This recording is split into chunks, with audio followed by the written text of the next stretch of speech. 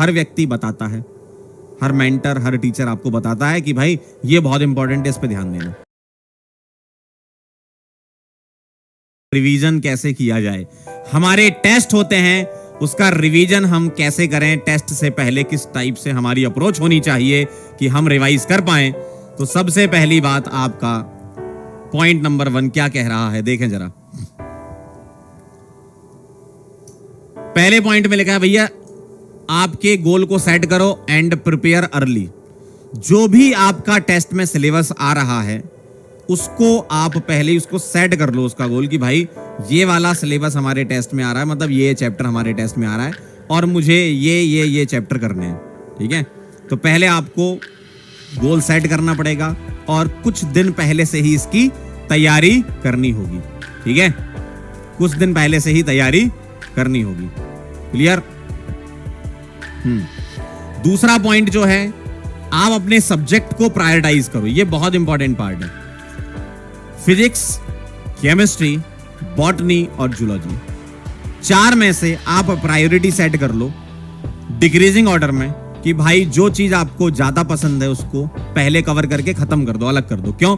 जो ज्यादा पसंद होता है वो जल्दी समझ में आ जाता है और कम समय में आपका काम हो जाता है, ठीक, और उसमें कॉन्फिडेंस भी आपको मिलता है। कम से कम जो आता हुआ है वो तो गलत मत करो। पेपर में गलत नहीं होगा तो नीट के पेपर में भी गलत नहीं होगा, ठीक है।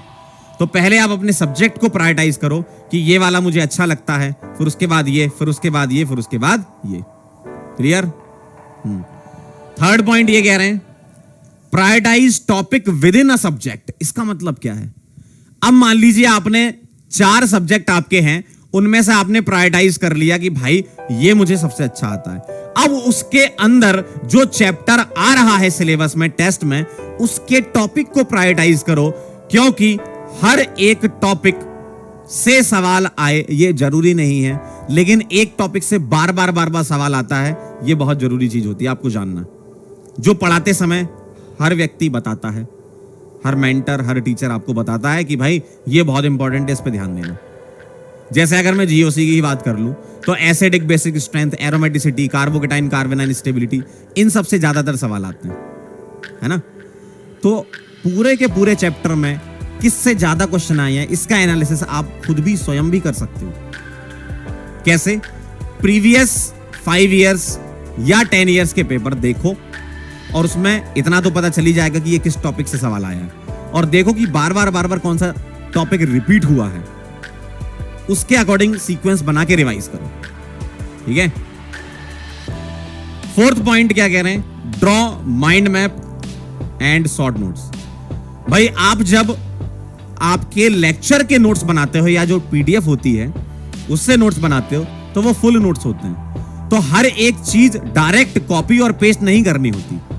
आप पूरा समराइज करो कि भाई एक पर्टिकुलर स्लाइड में सर ने क्या क्या बताया, क्या क्या इंपॉर्टेंट है, अपनी लैंग्वेज में लिखो यार, खुद के नोट्स बनाओ, माइंड मैप्स बनाओ, एरो बनाओ कि भाई मान लो इफेक्ट है तो ये इफेक्ट, ये इफेक्ट, ये इफेक्ट, इसमें ये एप्लीकेशन, इसमें एप्लीकेशन, ये इसमें एप्लीकेशन। तो चीजों को माइंड मैप के फॉर्म में याद रखो और क्वेश्चन की प्रैक्टिस करो, बहुत अच्छा टेस्ट जाएगा आपका, ठीक है। तो ये चीजें आपको करनी है। जितना आप सीक्वेंशियल स्टडी करोगे, दिमाग में रिटेन करने की कैपेसिटी बढ़ जाती है आपकी, और दिमाग में जितनी ज्यादा चीजें रिटेन होंगी तो आपका एग्जाम भी सुधर जाएगा। इन सब चीजों से आप मार्क्स को इंक्रीज कर सकते हो। रैंडम स्टडी बहुत ही घातक होती है, ध्यान रखना। सीक्वेंस में स्टडी करनी है, पूरा प्लान होना चाहिए आपके पास स्टडी का, ठीक है। तो इस तरीके से आप चीजों को अमल करें और नंबर पाएं, ठीक है।